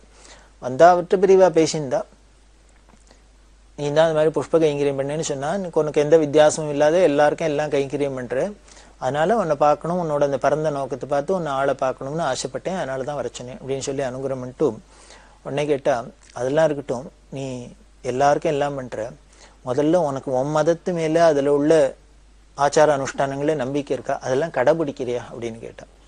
இல்ல இல்ல உண்டு, எங்களுக்கு நம்பிக்கை உண்டு, நான் பண்ணிட்டு இருக்கேன் அப்படின்னு. எத்தனை காலம் தொழுகை பண்ற அப்படின்னு. அவர் ஏதோ 4 காலமோ ஏதோ டயத்தை சொன்னார். உடனே பெரியவா சொல்றா, உங்க மதத்துல எத்தனை கால தொழுகை சொல்லியிருக்கு? 5 காலம் அப்படின்னு. பெரியவா சொல்றா, இல்ல 6 காலம் அப்படின்னு சொல்லிவிட்டு, உங்க மதத்து ஆச்சாரியர்கள்ட்டெல்லாம் போய் கேட்டுக்கோ, உங்க நபிகள் நாயகம் அப்படித்தான் பண்ணியிருக்கார், அது எந்த காலத்தில் பண்ணா நடு நிசியில ஒரு காலத்தை சொல்லி அப்ப பண்ணணும், எல்லாரும் தூங்கி போயிடுறதுனால அதை விட்டு போயிடுத்தோ என்னமோ தெரியாது, இது நான் சொல்றது எனக்கு தெரிஞ்சதை சொல்றேன், உங்க மதத்தை சேர்ந்த தலைவர்கள்ட்டெல்லாம் கேட்டுக்கோ, மத குருக்கள்லாம் கேட்டுக்கோ, அப்படி இருந்ததுனால் சரியா இருந்தா நீ என்னை வந்து பார்த்துட்டு போனதுக்கு அடையாளமா, என்கிட்ட பிரியம் வச்சிருக்க அடையாளமா நீனும் அந்த கால தொழுகையும் பண்ணு அப்படின்னு சொல்லி அனுப்பிச்சா. அவர் ரொம்ப உருகி போயிட்டார். பெரியவா ஏதோ இன்னும் கூப்பிட்டு அனுப்பிச்சு, இன்னும் ஏதாவது இந்த கோவிலுக்கு செய்ய அந்த கோவிலுக்கு செய்யணும் இப்பதானே சொல்ல போறாளாக்கும்னா, கடைசியில கூப்பிட்டு என்ன பண்ணார், நீ இப்படி மத்த மதத்துல உள்ளதுக்கெல்லாம் எல்லாருக்கும் சமமா எல்லாம் பண்ணிட்டு இருக்கே, அதனால முதல்ல உனக்கு உன் மதத்து மேல உன்னோட அனுஷ்டானத்துல நம்பிக்கை வரணும் அப்படின்னு சொல்றதுக்கு தான், எடுத்து காமிக்கிறதுக்கு தான் கூப்பிட்டா அப்படின்னு சொல்லி அவர் ரொம்ப சந்தோஷப்பட்டார். இதுதான் பெரியவாளோட இந்த பரந்த நோக்கத்தை காமிக்கிறது. யாரு வந்தாலும், எந்த ஜாதியோ எந்த மதமோ எந்த சம்பிரதாயத்தை சேர்ந்தவா வந்தாலும், அவளுக்கு இந்த பிறப்பால வந்த இந்த ஜாதியில மதத்துல சம்பிரதாயத்துல நாம நம்பிக்கையோட இருந்தாலே நமக்கு சித்த சுத்தி ஏற்படும், நாம கடதேறிடலாம் அப்படிங்கிறதுல ரொம்ப தீர்மானமா பெரியவாளுக்கு நம்பிக்கை இருந்ததுனால, யாரு வந்தாலும் தன்னோட சம்பிரதாயத்தையோ சித்தாந்தத்தையோ தன்னோட மதத்தையோ எதையுமே யார் மேலேயும் திணிக்க மாட்டா. இதுக்கு மாறா நமக்கு நம்ம மதத்து மேல அவ சம்பிரதாயத்து மேல கொஞ்சம் நம்பிக்கை குறைவா இருந்தா கூட பெரியவாள்கிட்ட போயிட்டு வந்தா இன்னும் நம்பிக்கை வலுப்படும். அதுக்குத்தான் ஜெகத்குருன்னு பேரு. உலகத்துல உள்ள அவாவாளாவே வச்சுட்டு அந்தந்த வழியிலேயே அழிச்சுன்னு போய் அவாவாளுக்கு நல்லது பண்ணணும் அப்படிங்கிறது தான். அப்படிதான் இங்கேயும் பண்ணினா அந்த சப்ஜெக்ட். அதனால பெரியவாளுக்கு அப்படி ஒரு பிரியம். அவரை பத்தி இன்னும் பல விஷயங்கள் சொல்லியிருக்கா. ஒரு சமயம் பெரியவா ஆந்திரால யாத்திரையில, அதுக்கப்புறம் பிற்காலத்துல ஆந்திரால கிருஷ்ணால நதி தீரத்துல பெரியவா யாத்திரை பண்ணிட்டு இருக்கிறது, இங்க மகோதய புண்ணிய காலம் அப்படின்னு ஒண்ணு வந்தது. மகோதயம் அர்த்தோதய புண்ணிய காலம் அப்படின்னு ஒண்ணு. அர்த்தோதயம் மகோதயம்லாம் ரொம்ப புண்ணியமான காலம் அப்படின்னு சொல்லப்பட்டிருக்கு. அந்த கிருஷ்ணா நதி தீரத்துல இருக்கிறது அர்த்தோதய புண்ணிய காலத்துக்கு என்ன பண்ணா, இந்த கும்பகோணத்திலேருந்து அப்பா குட்டியர் பாடசாலையில வேத பாஷ்ய காலேஜில் படிச்ச சில மாணவர்கள்லாம் போயிருந்தா பெரியவா தரிசனத்துக்கு. அன்னைக்கு அந்த அர்த்தோதய புண்ணிய காலத்துல பெரியவா கிருஷ்ணா நதியில ஸ்நானம் பண்றா. இந்த பசங்கள்லாம் போய் ஸ்நானம் பண்றதே கூட போயிருக்கிறதே பெரியவா கேட்டா, நீங்க எங்கேருந்து வந்திருக்கீங்க? கும்பகோணத்துலேருந்து. என்ன படிச்சுனக்கே? வேத பாஷ்ய காலேஜில் படிச்சுருக்கோம். உடனே பெரியவா கேட்டா, அந்த வேத பாஷ்ய காலேஜ் ஆரம்பிக்கிறதுக்கு காரணமா இருந்தவர் யாரு தெரியுமா அப்படின்லாம் சொல்லி இந்த ஜட்ஜ் எல்லாம் பத்தி சொல்லிவிட்டு உடனே சொல்ற, இன்னைக்கு அர்த்தோதய புண்ணிய காலம், புண்ணிய நதியான கிருஷ்ணால ஸ்நானம் பண்றோம், எல்லாரும் அந்த ஜஸ்டிஸ் கமாலுதீனான அந்த சப்ஜெக்டுக்காக சங்கல்பம் பண்ணிட்டு அவரும் அவர் குடும்பமும் க்ஷேமமா இருக்கணும்னு சங்கல்பம் பண்ணிட்டு புண்ணிய ஸ்நானம் பண்ணும் அப்படின்னு சொல்லி ஸ்நானம் பண்ணினதா பின்னால் அந்த பசங்கள்லாம் வந்து சொன்னா லட்சுமிகாந்த சர்மாட்ட. லட்சுமிகாந்த சர்மா ரொம்ப ஆச்சரியப்பட்டு, என்ன பெரியவாளுக்கு எவ்வளவு பிரியம், எப்பொழுதும் அவர் நினைப்பாவே இருந்துருக்காள் அப்படின்னா, அப்படி தன்னை மறக்க முடியாத அளவுக்கு அவர் வேதத்துக்கும் இந்த வேத பாஷ்யத்துக்கும் கைங்கரியம் பண்ணினது பெரியவாளை அவ்வளவு சந்தோஷப்பட முடியுமா பண்ணிடுத்தோம். நாமளும் அது மாதிரி கிஞ்சித்தானம் பண்ணினோம்னா பெரியவா மனசுல நீங்காத இடம் பிடிக்கலாம், அவ அனுகிரகத்தை பரிபூர்ணமா அடையலாம். அதுக்கு மேல லட்சுமிகாந்த சர்மா இன்னொரு தரம் பேருக்கிட்டே இந்த சப்ஜெக்டை பத்தி பேச்சு வார்த்தை பெரியவா சொன்ன வார்த்தை, நாயன்மார்கள்ல அப்பாலும் அடி சார்ந்தார்னு சொல்லி இருக்கு. அப்பாலும் அடி சார்ந்தார்னா அவ அந்த 63 நாயன்மார்கள் காலத்துக்கு அப்பால் வந்தவான்னு சொல்லலாம். அதே மாதிரி அந்த 63 நாயன்மார்களும் இந்த இந்தியா பாரத தேசத்திலேயே வந்தவாளா இருக்காம். அதனால இந்த அடியார்கள்னா நாயன்மார்கள்னா இந்த பாரத தேசத்திலேயும் தான் வரணும், இந்த தமிழ்நாட்டிலேயும் தான் வரணும், இல்லை எந்த தேசத்திலேயும் தானும் வரலாம். அதனால இந்த தேசத்துக்கு அப்பாலேருந்து வந்து அடிச்சாரலாம். அதுக்கும் மேல இந்த மதம்தான் அந்த மதம்தான் இல்லை. இந்த சனாதன இந்து மதத்துக்குள்ளதான் இந்த மாதிரி ஆழ்வார்கள் நாயன்மார்கள் இருக்கணும்னு இல்லை. எந்த மதத்துல வேணாலும் இருக்கலாம். அதுல ஒண்ணு போல இருக்கு இவர். அந்த ஆழ்வார்கள் நாயன்மார்கள் வரிசையில வைக்க வேண்டியவர், அப்பாலும் அடி சார்ந்தாருக்கு சமமானவர் அவர். அப்படி எல்லாம் சொல்லி அவரை பாராட்டியிருக்கா. அப்படின்னா அவர் எவ்வளவு பக்தி ஸ்ரத்தையா இருந்திருக்கார், எப்படி கைங்கரியம் பண்ணியிருக்கார் அப்படிங்கிறது தெரியுது. அப்படி இல்லாம எல்லா ஜாதியிலையும் எல்லா மதத்திலையும் எத்தனையோ பேர்லாம் இருந்திருக்கா. நமக்கு கண்ணுக்கு தான் தெரியல. இது மாதிரி மகான்களோட சரித்திரத்தெல்லாம் எடுத்து பார்க்கறதே அவளோட பெருமையெல்லாம் ஸ்மரிக்கிறோம். இதை எதுக்கு இவ்வளவு விவரமா நாம பார்க்கிறோம்னா, இது மாதிரி சந்தர்ப்பங்கள்ல அவளெல்லாம் நம்ம நினைச்சாலே பெரியவாளுக்கு பரம சந்தோஷம், பெரியவாளுக்கு பிரீத்தி. அப்படி பெரியவா பிரீத்தி அடைஞ்சாலே அவளோட அனுகிரகத்தை நாம எல்லாரும் பரிபூர்ணமா அடைஞ்சுடலாம். அந்த வேத பாஷ்ய காலேஜ் ஆரம்பித்தும் போது 2 மணி நேரம் பேசினான்னு சொன்னேன். பெரியவா அந்த உபன்யாசத்தெல்லாம் முடிச்சுட்டு ஏந்துன்னு விட்டா. உடனே கூட்டம் 5000 பேருக்கு மேல வந்தது. கூட்டம் எல்லாம் ஏந்துன்னு விடுத்து. எல்லாரும் ஏந்துன்னு பெரியவா உடனே திருப்பி உட்காந்து எல்லாரையும் உட்கார சொல்லி இன்னொன்னு முக்கியமா சொல்லணும் அப்படின்ட்டு இன்னொரு விஷயத்த சொன்னா. என்னன்னா, இவ 50-60 வருஷத்துக்கு முன்னால காசி யாத்திரை பண்ணிட்டு சேலம் ஜில்லால யாத்திரை பண்ணியிருந்தாலும், சேலத்துல ஒரு இடத்துல இருக்கிறது இன்னொரு ஊருக்கு கார்த்தால கேம்ப் போறது, கிளம்பி போற அடுத்த ஊருக்கு யாத்திரை. இந்த நெருஞ்சிப்பேட்டை அப்படி வழியால போகணும். அதுக்கு என்ன பண்ணா, நடுப்புற ஒரு நதி ஆறு. இந்த ஆத்துல வெள்ளத்துல என்ன பண்ணா, பெரியவா ஒரு போட்ல குறுக்க ஆத்த கலந்து போயிட்டா. இப்படி நதியை கடந்து போனா குறுக்கால போயிடலாம். போயிட்டா வண்டிகள்லாம் இருக்கு, சாமான்கள்லாம் இருக்கு, மடத்தோட பரிவாரங்கள்லாம் இருக்கே, அது இந்த வண்டியில படகுல உட்காந்துன்னு போக முடியாது. அதனால அவளை என்ன பண்ணா, ரோடு வழியால சுத்தின்னு வர சொல்லியிருந்தா. அந்த ரோடு வழியால எல்லாம் பெரிய பரிவாரங்களோட வந்துன்னு இருக்கு. மடத்துல ஒரு சம்பிரதாயம், ஒரு குதிரை மேல ஒரு பெரிய ட்ரம் மாதிரி வச்சிருப்பா, அதை அடிச்சுட்டே போகணும் முன்னால. நகரா டங்கா அப்படின்லாம் பேர் அதுக்கெல்லாம். அந்த நகராங்கிற வாத்தியத்தை வாசிச்சுன்னு குதிரை மேல அந்த கட்டிட்டு இந்த மடத்து பரிவாரம்லாம் வந்துட்டே இருக்கு. அப்படி போறதே என்னன்னா, வழியில ஒரு ரோட்ல ஒரு மசூதி, இஸ்லாமிய வழிபாட்டு ஸ்தலம், அது வழியால தான் தாண்டி போகணும். அப்படி போறதே இந்த சத்தத்தெல்லாம் கேட்டு அந்த இஸ்லாமிய எல்லாம் கூடிண்டு அந்த குதிரையை வழி மறிச்சு எல்லாரையும் மறிச்சு, இங்க இந்த வழியால போகக்கூடாது, இங்க சத்தம் எல்லாம் போடக்கூடாது, இந்த வாத்தியம் எல்லாம் வாசிக்கூடாது அப்படின்லாம் தகராறு பண்ணினா. அவ அப்படி தகராறு பண்ணோன்னு இவாளுக்கெல்லாம் உடனே ரோசம் இருக்காதா, இவாள்லாம் சேர்ந்துன்னு திருப்பி கத்த ஆரம்பிச்சு இது ஒரு பெரிய சலசலப்பா ஆயிடுத்து. ஒரு வழியா அப்புறம் எல்லாருமா சேர்ந்துன்னு அங்க அந்த மதத்தை சேர்ந்துவா இந்த மதத்தை சேர்ந்துவா எல்லாருமா சேர்ந்துன்னு ஒரு வழியா சமாதானப்படுத்தி எப்படியோ பண்ணி பெரியவா கேம்புக்கு வந்தாச்சு. வந்தோடனே இங்க வழியில இது மாதிரி தகராறு நடந்ததெல்லாம் சொன்னா. பெரியவா ஒன்னும் சொல்லல. என்ன பண்ணினா பெரியவா, யார் அங்க தகராறு எல்லாம் பண்ணி எல்லாம் பண்ணாலும் அந்த மதத்தை சேர்ந்த இஸ்லாமியத்துல உள்ள அந்த ஊர்ல யாரும் ஒருத்தர் பேரை சொல்லி அவரை வந்து பார்க்க சொல்லும் அப்படின்னா. அவள்லாம் அழிச்சுனுவான்னா, அதுக்கு முன்னால அங்கேருந்தே என்ன பண்ணார், ஒருத்தர் வந்தார். வந்து ஒரு இஸ்லாமியர், நான் அந்த ஊர்ல இருந்து வந்திருக்கேன், பெரியவாளை தனியா பார்க்கணும் அப்படின்னு. மடத்து மேனேஜர் தனியா பார்க்க விடமாட்டேன்னு விட்டார். காரணம், நேத்திக்கு அந்த இடத்துலதான் தகராறு நடந்திருக்கு. இப்ப அந்த இடத்தை சேர்ந்த ஆளே ஒருத்தர் வந்து பெரியவாளை தனியா பார்க்கணுங்கிறார். இது ரிஸ்க், அதனால தனியா பார்க்க முடியாது, எல்லாருக்கும் நீங்க பார்த்தா பார்க்கலாம் அப்படின்னு. இந்த விஷயம் பெரியவாளுக்கு போனோன்னு, ஆஹா தாராளமா பார்க்கலாமே, சாயந்தரம் வர சொல்லுன்ட்டா. எல்லாருக்கும் பயமா போயிடுத்து. பெரியவா சொன்ன டயத்துக்கு அந்த ஆள் வந்துட்டார். எய்தாப்புல இருந்த வீட்டுக்குள்ள போனா, பெரியவா அவரையும் உள்ள அழிச்சுன்னு போனா, கதவை சாத்தி தாப்பாலும் போட்டுன்னு விட்டா. எல்லாரும் வெளியில கவலையோட உட்காந்துருக்கா, உள்ளுக்குள்ள என்ன நடக்க போறதோ என்னவோ அசம்பாவிதம் நடக்காதா இருக்கணுமேனு. அந்த வந்த இஸ்லாமியர் என்ன பண்ணினார், பெரியவாள்கிட்ட சில புஸ்தகங்கள்லாம் எடுத்து காமிச்சா அதுல நாகபந்தனம், கருட பந்தனம், இது மாதிரி எல்லாம் அந்த ஒரு சித்திர கவி அப்படின்னு சொல்லுவா, அந்த கவிதை வகையில அதெல்லாம் ஒண்ணும். அதுல பல கவிதைகள்லாம் எழுதியிருக்கார் பெரியவா மேல. நாகபந்தனம் சம்ஸ்கிருதத்துல, அதுவும் சமஸ்கிருதத்துல கவிதைகள் பெரியவா மேல எழுதி அதை நாகபந்தனம், சித்திரபந்தனம், கருட பந்தனம் இது மாதிரிலாம் பந்த கவி எல்லாம் பண்ணிட்டு பெரியவாள்கிட்ட வந்து இதை படிச்சு காமிக்கணும், அதுக்காக தான் தனியா தரிசனம் பண்ணணும்னு ஆசைப்பட்டிருக்கு. இதெல்லாம் பார்த்தா ஆச்சரியமா இருந்தது. பெரியவா ரொம்ப சந்தோஷப்பட்டா. சரி, சமஸ்கிருதத்துல இது மாதிரிலாம் பந்தத்துல கவிதைலாம் எழுதுற அளவுக்கு உனக்கு எப்படி சமஸ்கிருதம் தெரிஞ்சது அப்படின்னு. உடனே அவர் சொன்னார், இல்ல எங்க குடும்பத்துல எல்லாருக்குமே சமஸ்கிருதத்துல பெரிய பண்டிதர், எங்க அப்பா தாத்தா வாழ்க்கையில இருந்துலாம் கத்துண்டேன் அப்படின்னு. அப்படியா அப்படின்னு. சரி, நீங்களாம் சாப்பாட்டுக்கு ஜீவனத்துக்கு என்ன பண்ணிருக்கீங்க? அவ சொன்னா, நாங்க பரம்பரையா கஷாப்பு கடை தான் வச்சுட்டு இருக்கோம் அப்படின்னு. பெரியவா ரொம்ப சந்தோஷம். இவ பண்ற தொழில் எப்படி இருக்கு, ஆனால் இவாளுக்கு சம்ஸ்கிருதத்தில் எப்படி ஒரு மகா பாண்டித்யம் அடைஞ்சு கவிதையெல்லாம் எழுதுகிற அளவுக்கெல்லாம் இருக்காளே அப்படின்னு. இதெல்லாம் தனியாக அந்தரங்கமாக பெரியவாள்கிட்ட சொல்லி அவர் சந்தோஷப்படணுங்கிறதுக்காக தான் பெரியவாளை தனியாக தரிசனம் பண்ணணும்னு நினச்சிட்டு இருக்கார், கேட்டிருக்கார். ஆனால் மற்றவாளுக்கெல்லாம் முதல் நாள் தகராறு வச்சுன்னு அதோட லிங்க் பண்ணி இவர் ஏதானும் பெரியவாள்கிட்ட தகராறு பண்ண தனியாக வராரோ அப்படின்னு பயம் வந்துடுத்து. ஆனால் பெரியவா தனியாக அப்படி உள்ள விட்டுருவாளா?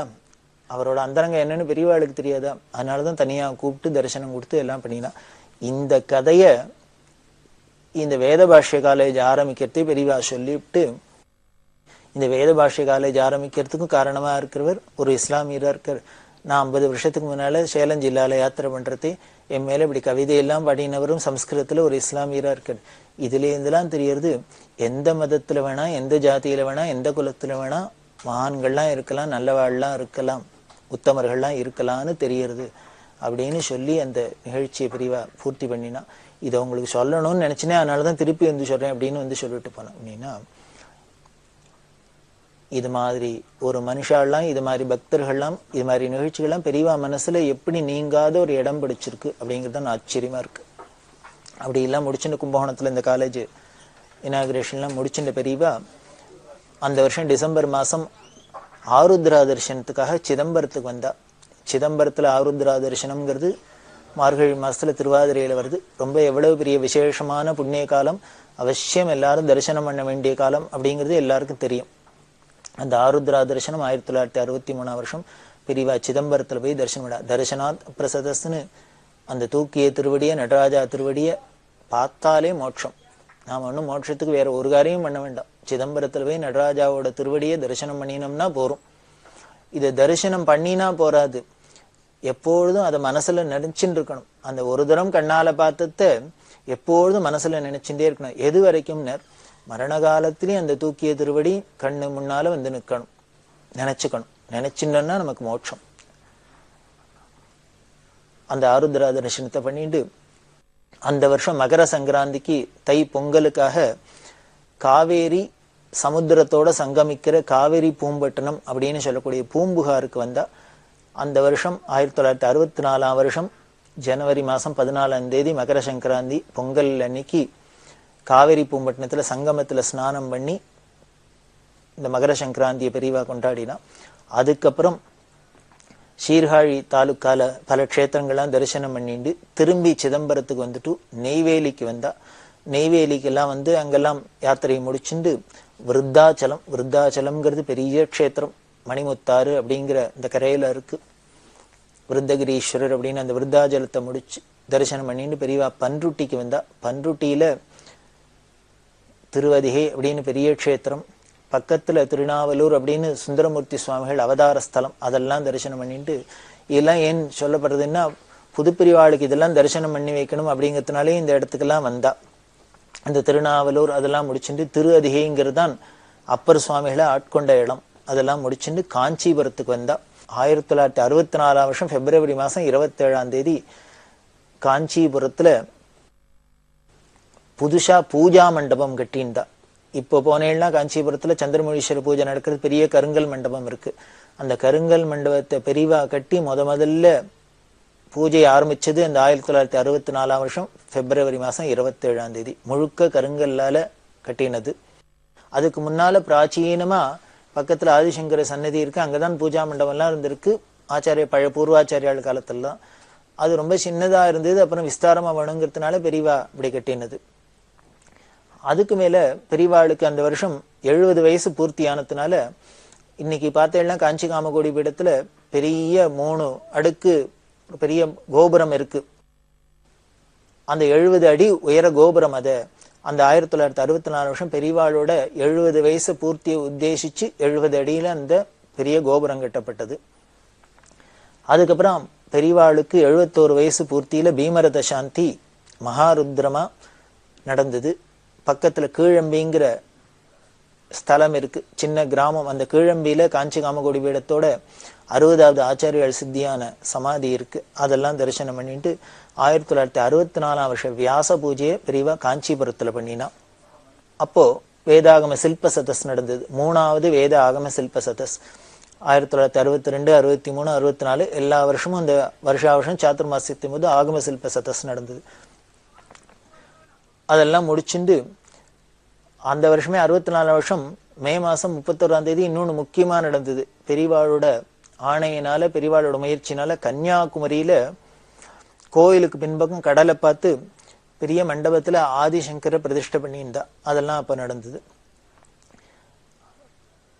அந்த 1964 வருஷம் டிசம்பர் மாசம் 24ஆம் தேதி ராமேஸ்வரத்துல கடுமையான புயல். கடும் புயல் அப்படின்னா தனுஷ்கோடிங்கிற இடமே சமுத்திரம் அடிச்சுன்னு போற அளவுக்கு பெரிய ஒரு புயல் நடந்தது.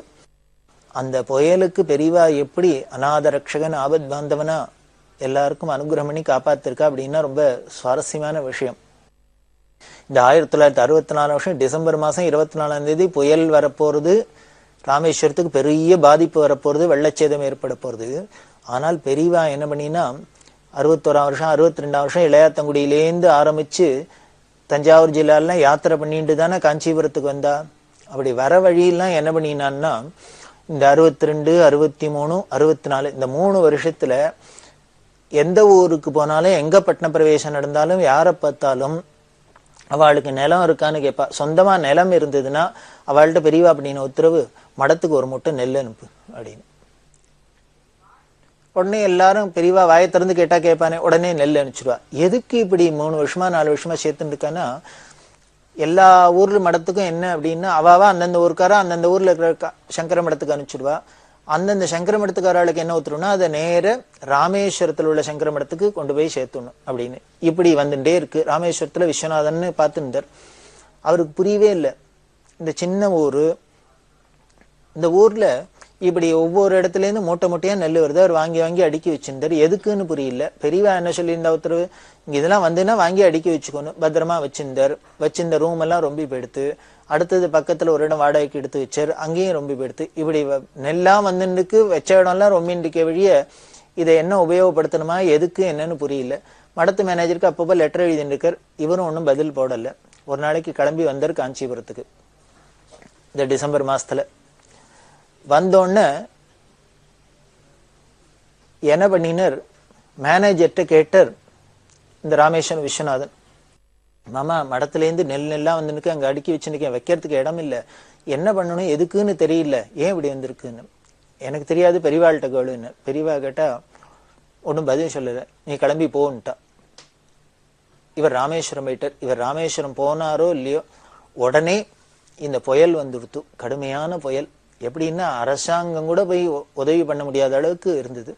அந்த சமயத்துல மடத்திலேருந்து 2 பேரை அனுப்பிச்சு ராமேஸ்வரம் உடனே போய் அந்த சேர்த்து வச்ச நெல்லு முழுக்களும் அரிசியாக்கி எல்லாருக்கும் அங்க விநியோகம் பண்ண சொல்லு, அன்னதானம் பண்ண சொல்லு அப்படின்னு.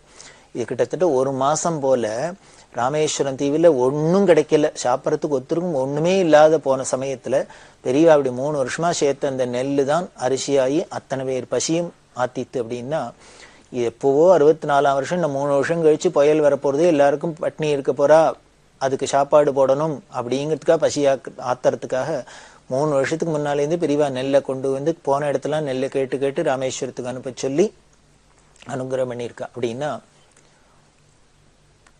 பெரியவாளோட குணம் என்ன இதுலேயும் தெரியுதுன்னு, நமக்கு ஒரு கஷ்டம் வந்து அதுக்கப்புறம் பெரியவாள்கிட்ட போய் பிரார்த்தனை பண்ணிட்டு அவ நமக்கு அந்த கஷ்டத்தை போக்கணும் அனுகிரகம் பண்ணணுங்கிறது இல்லை. நமக்கு இனிமே எப்போ என்ன கஷ்டம் வரப்போறதோ அதுக்கு முன்னாலே பெரியவா அனுகிரகம் பண்ணி தான் வச்சிருக்கா. நமக்கு தான் அது புரியல. ஏதோ நம்ம பிரார்த்தனை பண்ணி தான் ஏதோ ஈஸ்வரன் நமக்கு அனுகிரகம் பண்றான்னு நினைச்சுட்டு இருக்கோம். இல்லை, தாயினும் சாலப்பறிந்து அப்படின்னு, பால் நினைந்தூட்டும் தாயினும் சாலப்பறிந்து அப்படின்னு நமக்கு எப்பப்போ என்னென்ன தேவையோ அதுக்கு முன்னாலேயே அனுகிரகம் பண்ணிட்டு இருக்கிறது தான் பெரியவாளோட கருணை. அதுதான் ஜெகன்மாதாவான காமாட்சி ஸ்வரூபமான பெரியவாளோட அன்புன்னு சொல்லி இதை போல இன்னும் எப்படி பறிஞ்சு பறிஞ்சு பார்த்து பார்த்து அனுகிரகம் பண்றாங்கிறத தொடர்ந்து பார்க்கலாம். பெரியவா சரணம்.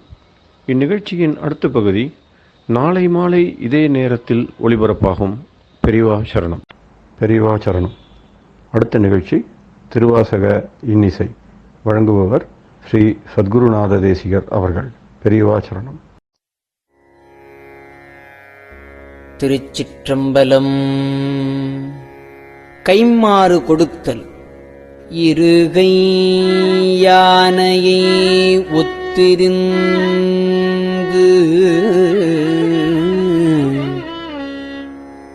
என் உளக்கருவை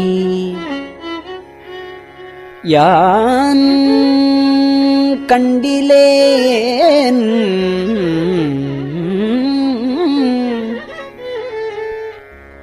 கண்டது எவ்வமே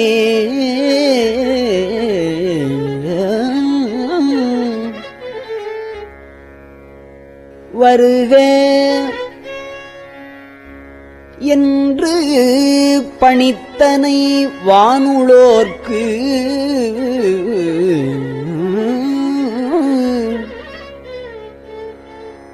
ஒருவனே கிற்றிலேன் கிற்பன் உண்ணவே உண்டோரு உண்பொருள் என்று உணர்வார்க்கலாம்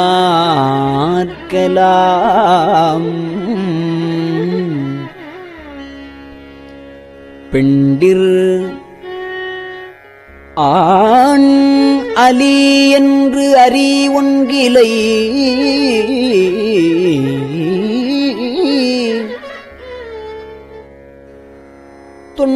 தொண்டனேற்கு உள்ளவா வந்து தோன்றினாய்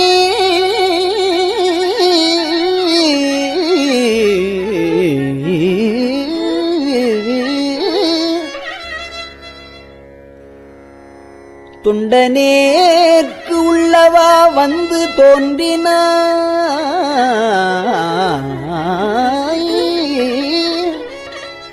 கண்டும் கண்டிலேன் என்ன கண்மாயமே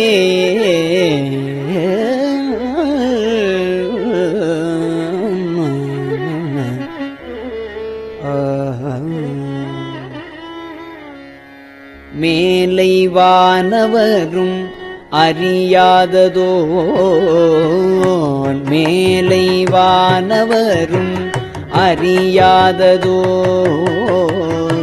கோலமே என்னை ஆட்கொண்ட கூத்தனே ஞாலமே விசும்பே இவை வந்து போம் காலமே உனை என்று கொல் காண்பதே காணலாம் பரமேகட்கு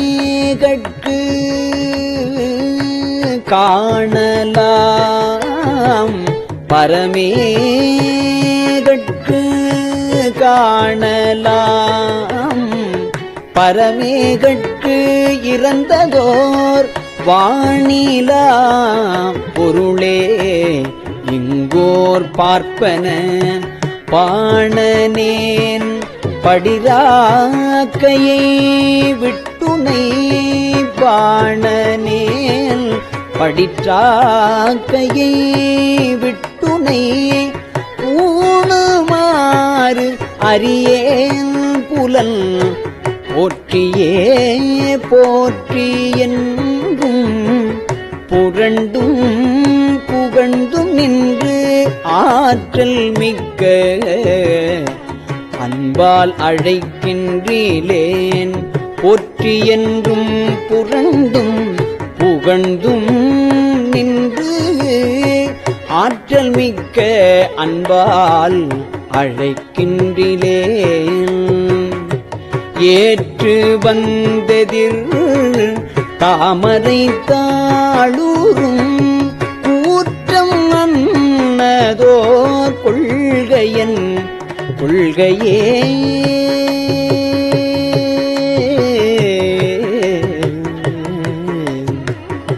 கொள்ளும் கில்லனை அன்பரிற்கூய்ப்பணி கள்ளும் வண்டும் அராமலர் குன்றையான் நள்ளும் கீழுளும் மேலுளும் யாவுளும் நள்ளும் கீழுளும் மேலுளும் யாவுளும் எள்ளும் எண்ணையும் போல் நின்ற எந்தையே எந்தையாய் எம்பிரால் மற்றும் யாவர்க்கும் தந்தை தாய் தம் பிராந்தனக் ககுதிலான் முந்தியன் புகுந்தனன் யாவரும் சிந்தையாலும் அறிவரும் செல்வனே சிந்தையாலும் அறிவரும் செல்வனே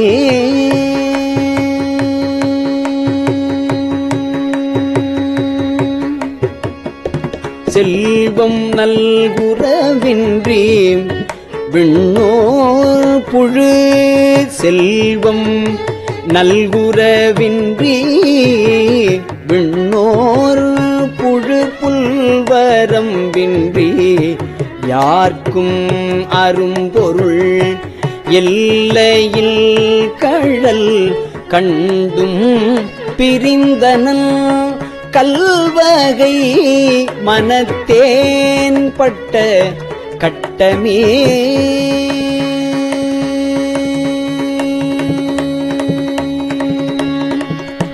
கட்டறுத்து எனை ஆண்டு கண்ணார நீரு இட்ட அன்பரோடு யாவரும் காணவே பட்டி மண்டபம் ஏற்றினை ஏற்றினை பட்டி மண்டபம் ஏற்றினை ஏற்றினை எட்டினோடு இரண்டும் அறியேனையே அறிவனே அமுதே அடிநாயினே அறிவன் ஆகக் கொண்டோ என்னை ஆண்டது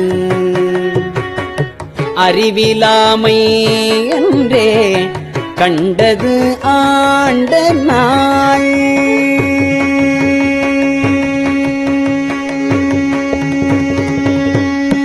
அறிவிலாமை என்றே கண்டது ஆண்ட நாள் அறிவனோ அல்லனோ அருள் ஈசனே அறிவனோ அல்லனோ அருள் ஈசனே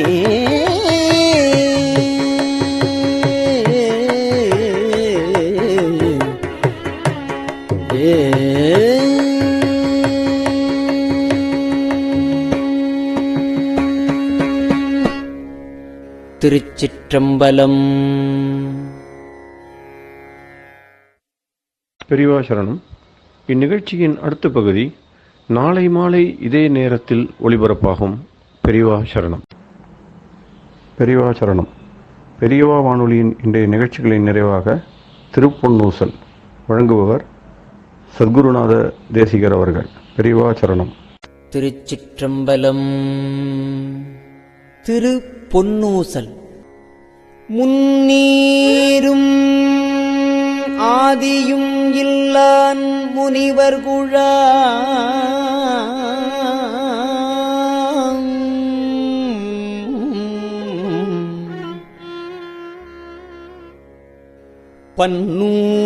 பன்னூறு கோடி இமையோர்கள் தாம் நிற்ப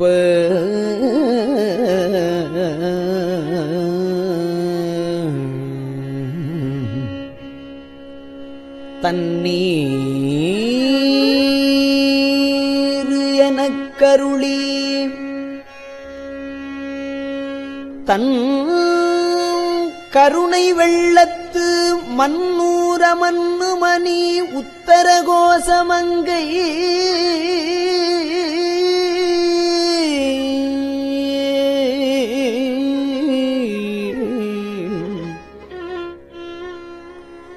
மன்னூர மன்னுமணி உத்தர கோசமங்கை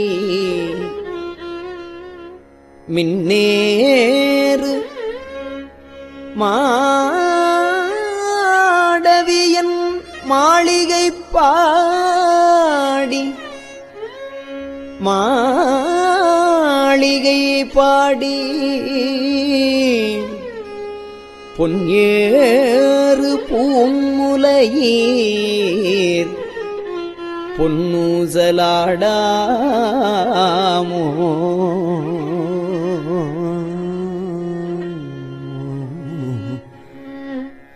நான்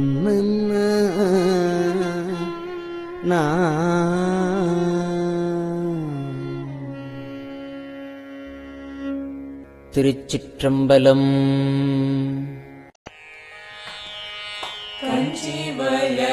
காமாட்சி தன் குழந்தாய் சங்கரரே கஞ்சிவல காமாட்சி தன் குழந்தாய் சங்கரரே குரு சந்திரசேகரரே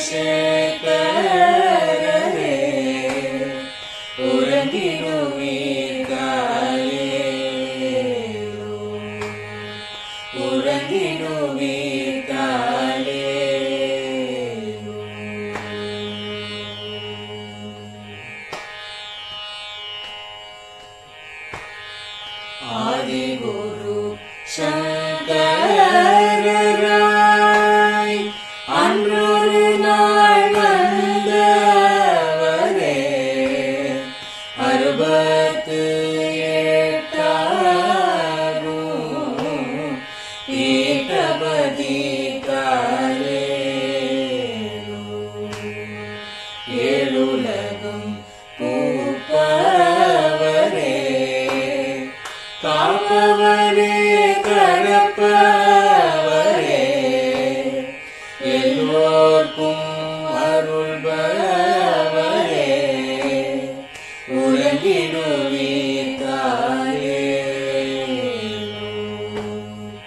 அயனுடனே மாலவனோ தேடிய பொற்பதத்தவரே அருமறைகள் சாற்றும் முயல் மலர்பதமே காலே முக்தி நிலை எய்திடவே சக்தி தரும் சத்குருவே முக்தி நிலை எய்திடவே சக்தி தரும் சத்குருவே நித்தமெங்கள் நாவீசையில் நித்திரை கொள்தாரே நித்தமெங்கள் நாவீசையில் நித்திரை கொள்தாளே நித்தமெங்கள் நாவீசையில் நித்திரை கொள்தாளே.